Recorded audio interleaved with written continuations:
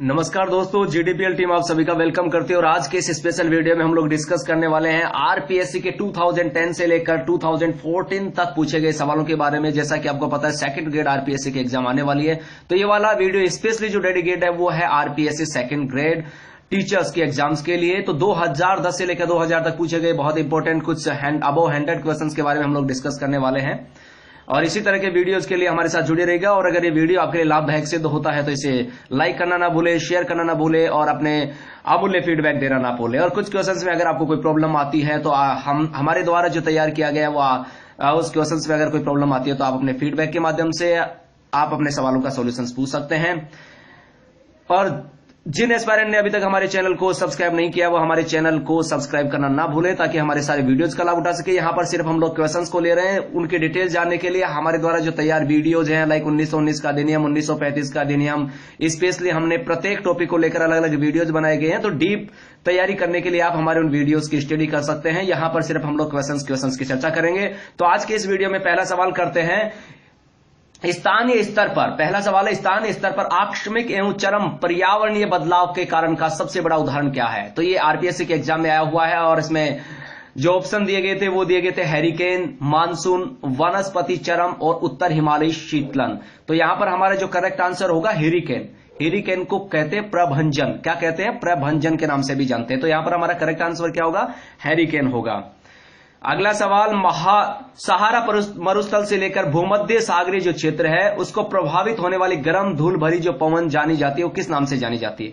अर्थात सहारा मरुस्थल से लेकर भूमध्य सागरीय क्षेत्र को प्रवाहित होने वाली गर्म धूल भरी पवन किसके नाम से जानी जाती है? तो वो जानी जाती है शीरोको।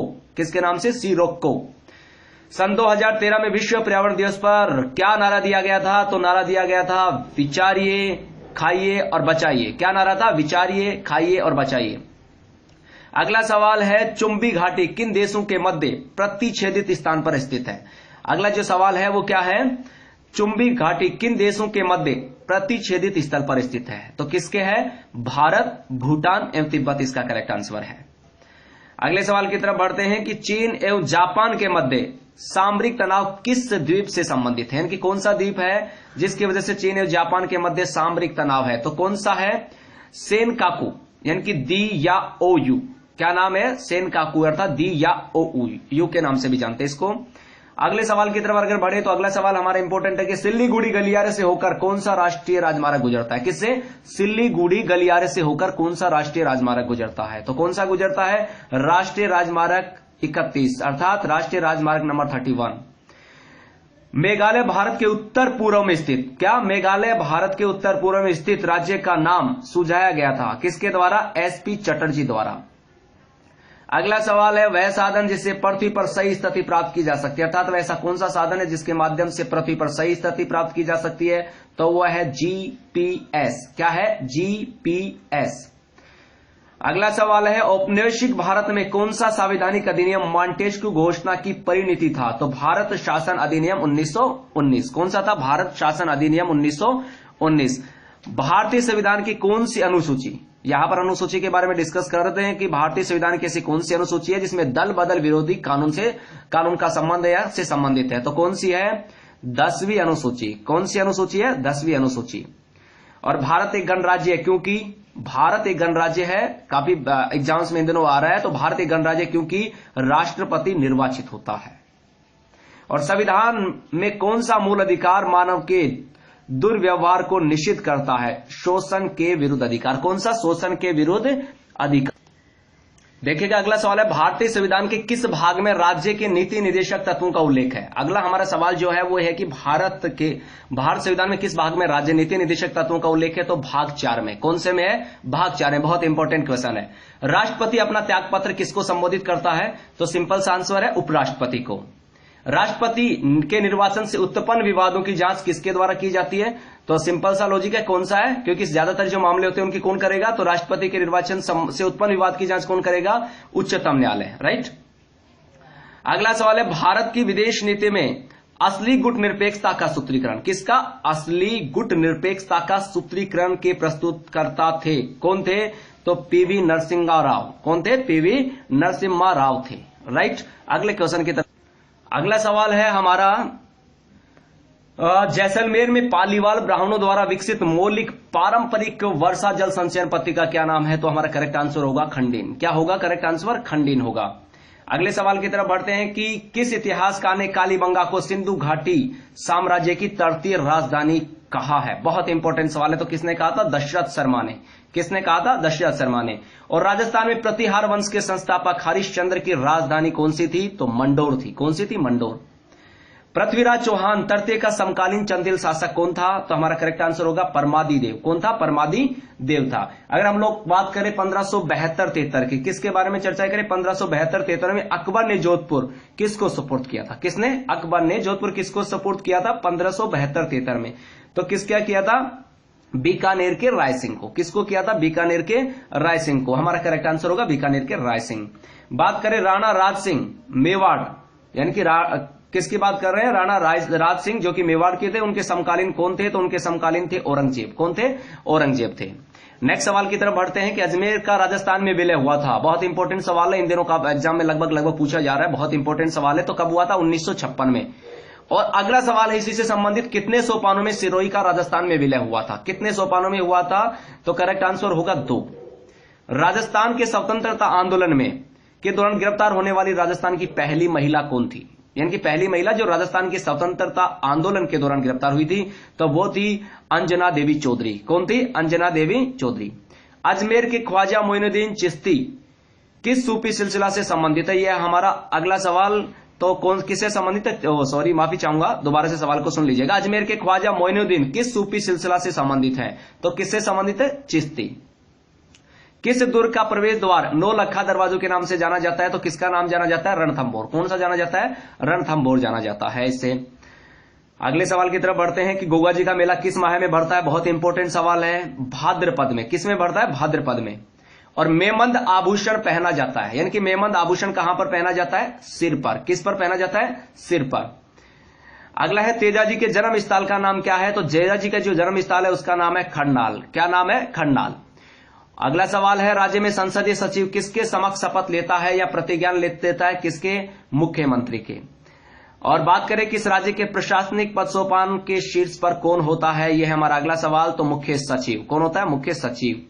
और भारतीय संविधान की कौन सी अनुसूची पंचायतों की शक्तियों से संबंधित है? तो कौन सी अनुसूची है?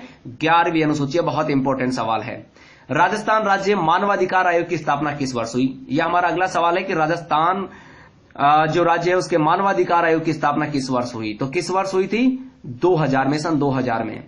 राजस्थान में बजरंग लाल ताखर को पद्मश्री पुरस्कार दिया गया कब? 2000 के लिए चुना गया, यानी कि उनका संबंध किससे था? नौकायन, अर्थात उनका संबंध किससे था? नौकायन। हिस्ट्री ऑफ राजस्थान के लेखक कौन है?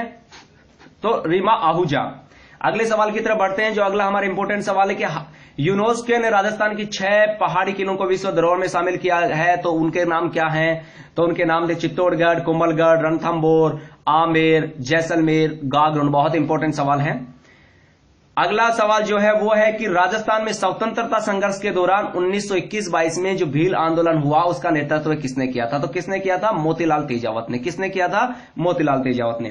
बिजोलिया किसान आंदोलन 1913 का नेतृत्व किसने किया था? अगला सवाल नेतृत्व से ही संबंधित है। तो किसने किया था? साधु सीताराम दास ने। किसने? बिजोलिया किसान आंदोलन 1913 का नेतृत्व। देखिएगा सवाल को पूरा समझना, यहां हमने सन दे रखी है, सन है 1913। उसका नेतृत्व किसने किया था? तो किसने किया था? साधु सीताराम दास ने। कुमारपाल प्रबंध में उल्लेख है कि चित्तौड़ के किले का निर्माण एक मौर्य राजा ने करवाया था। उस राजा का नाम क्या था? उस राजा का क्या नाम था? चित्रांगद था। क्या नाम था? चित्रांगद। और कानड़ देव था। कानड़ देव क्या था? तो कानड़ देव जो था वो जालोर का शासक था। कानड़ देव कौन था? जालोर का शासक।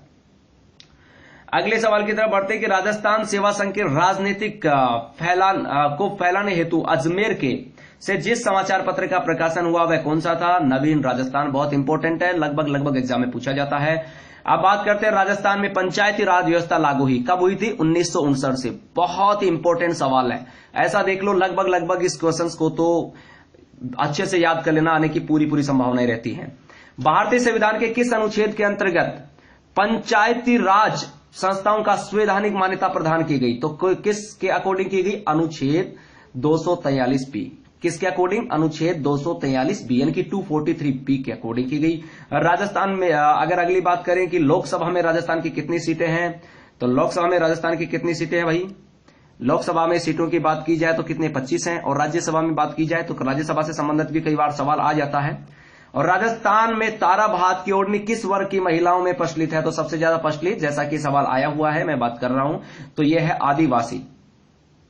अगले सवाल की तरफ अगर बढ़ते हैं तो अगला सवाल है हमारा इंपोर्टेंट, किस भारतीय अधिनियम के अंतर्गत भारत में द्वैध शासन की स्थापना की गई? भारत शासन अधिनियम 1919। और भारतीय अधिनियम 1935 दासता का बंद पत्र था, ये ऐसा किसने कहा? तो ऐसा किसने कहा था भाई? ऐसा जवाहरलाल नेहरू ने कहा था। महात्मा गांधी द्वारा भारत छोड़ो आंदोलन कब प्रारंभ किया था? इजी है और आराम से आपको याद भी होगा, सबको याद भी होगा, 1942 में। अगले सवाल की तरफ बढ़े, भारतीय संविधान के किस अनुच्छेद के अंतर्गत छुआछूत अपराध घोषित किया गया है? छुआछूत अपराध घोषित किया गया कौन से अनुच्छेद के तहत? बहुत इंपॉर्टेंट सवाल है, अनुच्छेद 17, अनुच्छेद 17 के अनुसार। किसके अकॉर्डिंग? अनुच्छेद 17 के अनुसार। अगले सवाल की तरफ बढ़ते हैं, भारतीय संविधान की उद्देशिका में संशोधित किया गया 42वें संविधान संशोधन के द्वारा। किसके द्वारा? 42वें संविधान संशोधन द्वारा। और 42वां संविधान संशोधन बहुत इंपॉर्टेंट है, इसको अच्छे से याद कर लेना।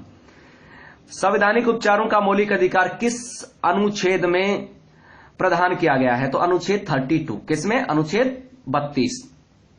संविधान में मौलिक कर्तव्य किस अनुच्छेद में दिए गए? तो किस अनुच्छेद में दिए गए? अनुच्छेद 51A में दिए गए। किसमें गए? 51A में।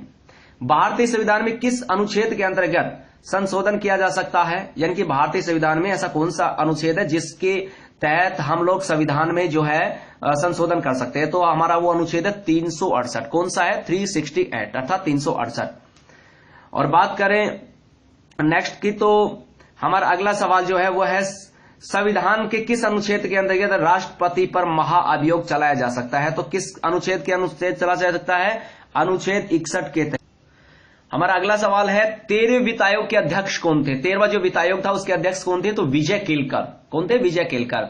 हरित राजस्थान योजना आरंभ की गई थी, अर्थात हरित राजस्थान योजना का कब प्रारंभ हुआ? तो यह हुआ 2009-10 में। देश के 142 डेजर्ट ब्लॉक में से राजस्थान में कितने डेजर्ट ब्लॉक, अर्थात टोटल की बात कर रहे हैं, देश में तो 142, और उसमें से राजस्थान में कितने डेजर्ट ब्लॉक है, ऐसा क्वेश्चन है। तो 85। कितने हैं? 85। राजस्थान के किस शहर में सीमेंट का सर्वाधिक उत्पादन होता है? ये हमारा नेक्स्ट सवाल। तो किसमें? चित्तौड़गढ़ में। प्राकृतिक गैस पर आधारित शक्ति परियोजना स्थित कहां पर है? रामगढ़ में। कहां पर है? रामगढ़ में। और राजस्थान के किस जिले में जरगा पर्वत है? इंपॉर्टेंट सवाल है। जरगा पर्वत कहां है राजस्थान में? तो राजस्थान में उदयपुर में है। कहां पर है? उदयपुर में। विश्व का सबसे ऊंचा जलप्रपात है, यहां पर विश्व की बात कर रहे हैं, विश्व में सबसे ऊंचा जलप्रपात कौन सा है? तो एंजिल जलप्रपात। कौन सा? एंजिल। राजस्थान में परमाणु केंद्र कहां पर स्थित है? यह है हमारा अगला सवाल। तो परमाणु केंद्र की बात करें तो परमाणु जो केंद्र है राजस्थान में वो कहां पर है? रावतभाटा। कहां पर है? रावतभाटा। भटनेर किला स्थित है, कौन से किले की बात कर रहे हैं? भटनेर की। तो भटनेर किला कहां पर है? हनुमानगढ़ में। और राजस्थान में प्रदूषण किसके द्वारा नियंत्रित किया जाता है? तो राजस्थान में प्रदूषण किसके द्वारा नियंत्रण होगा? राजस्थान प्रदूषण नियंत्रक बोर्ड के द्वारा। और अगला सवाल है, शिक्षा प्राप्ति का अधिकार कब से लागू हुआ? तो कब से लागू हुआ? अप्रैल 2010 से। बहुत इंपॉर्टेंट सवाल है। और 2001 की गणना है, यानी कि 2001 की जनगणना कौन सी जनगणना है? बात करें तो नंबर पे तो 15वीं राष्ट्रीय जनगणना है। कितनी भी है? 15वीं राष्ट्रीय जनगणना है। और जलवायु परिवर्तन में कोपेनहेगन सम्मेलन कब हुआ था? तो कब हुआ था? 2009 में।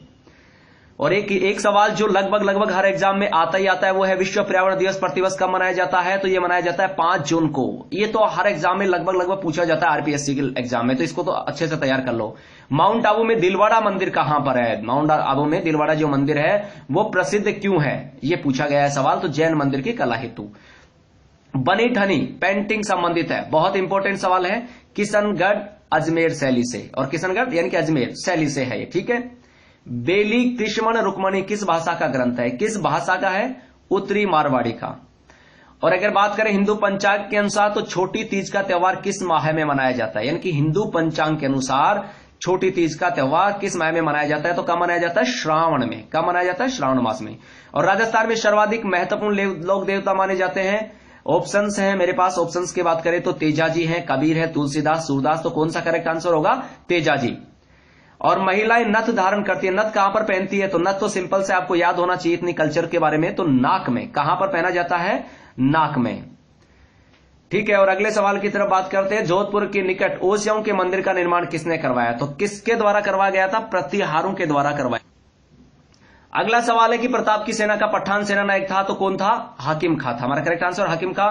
उदयपुर प्रजामंडल आंदोलन से संबंधित महिला कौन सी है? मेरे पास ऑप्शन है लक्ष्मी वर्मा, कृष्णा कुमारी, नारायणी देवी वर्मा और चंद्रावती। तो हमारा करेक्ट आंसर होगा नारायणी देवी वर्मा।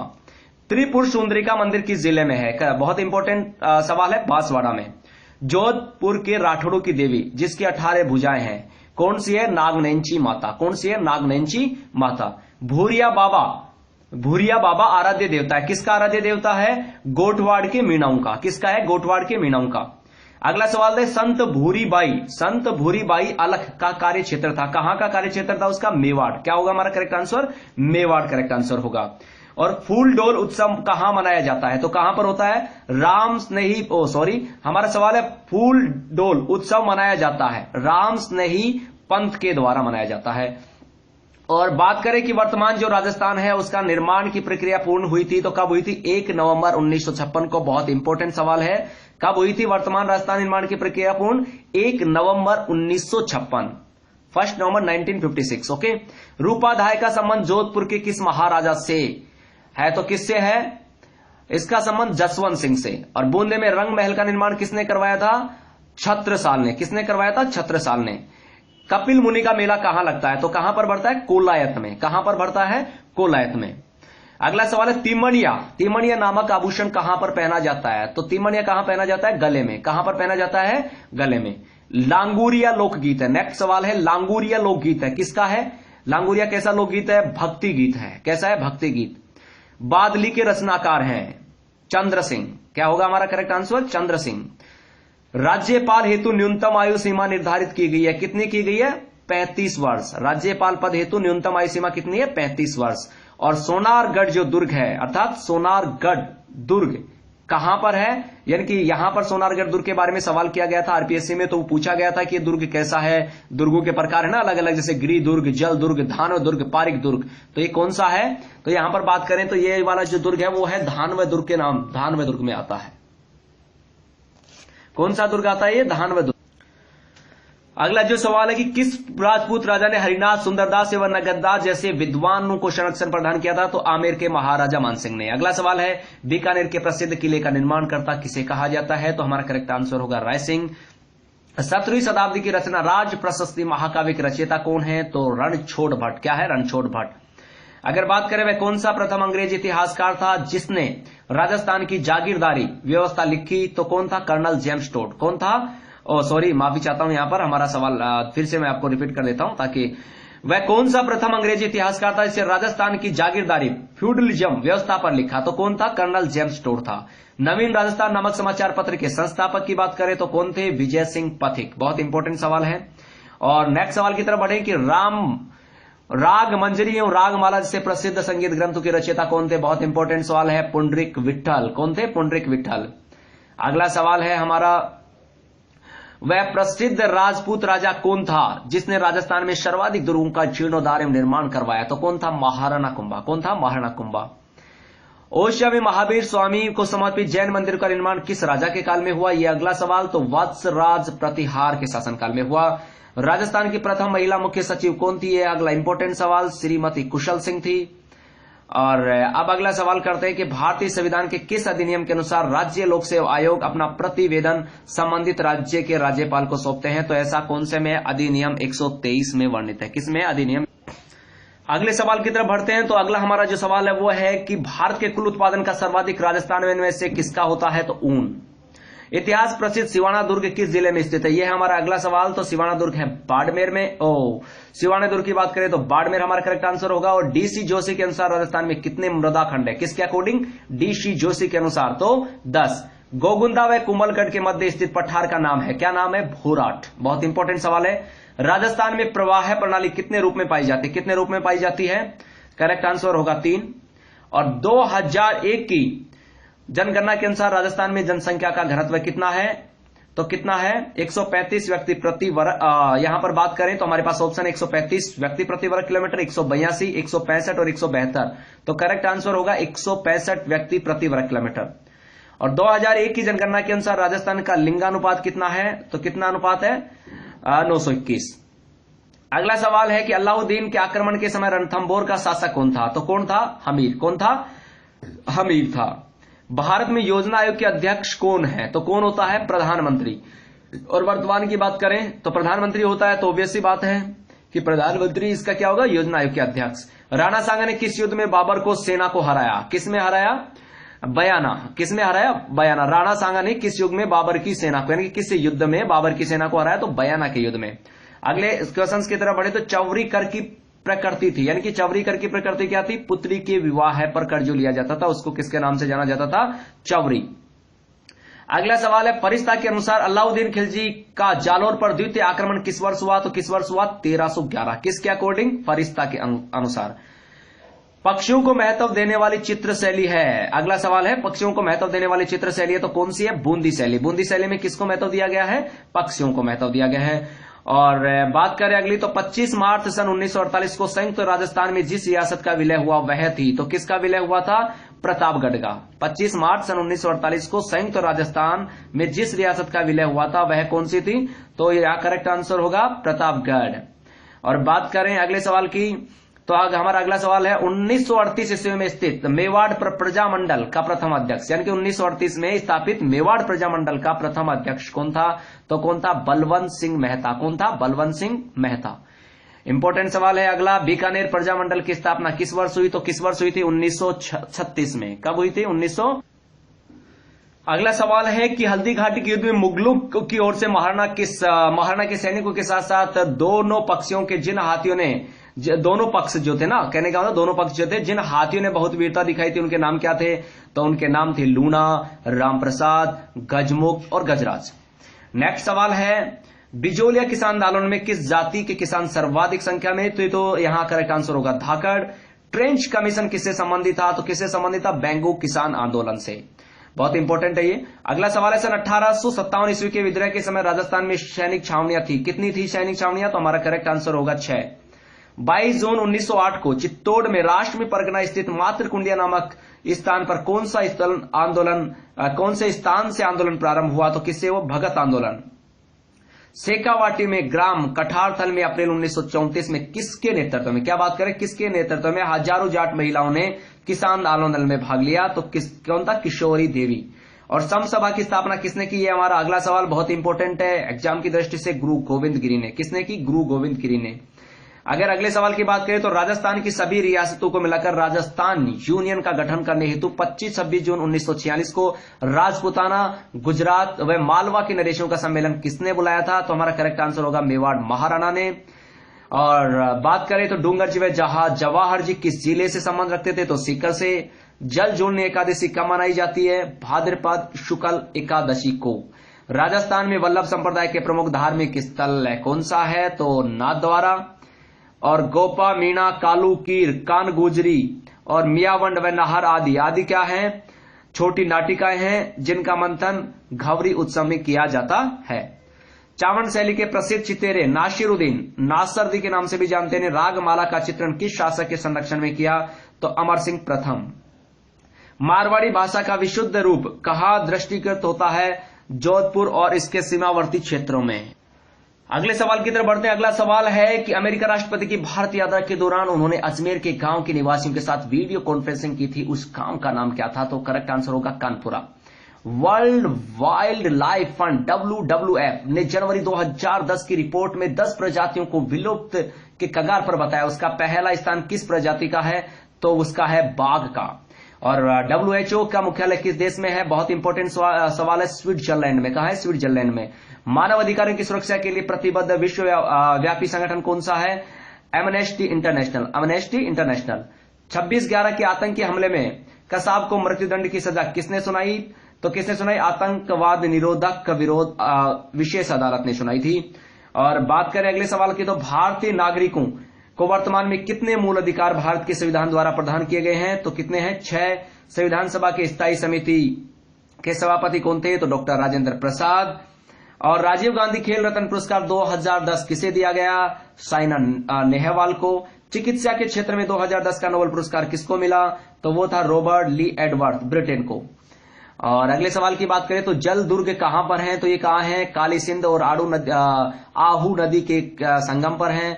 56 का मैदान, बहुत इंपॉर्टेंट सवाल है, राजस्थान के किस भाग में स्थित है, दक्षिणी भाग में। और राजस्थान की कौन सी झील में प्राप्त नील हरित शैवाल से N2 युक्त खाद्य प्राप्त होता है, तो हमारा करेक्ट आंसर होगा मोती झील।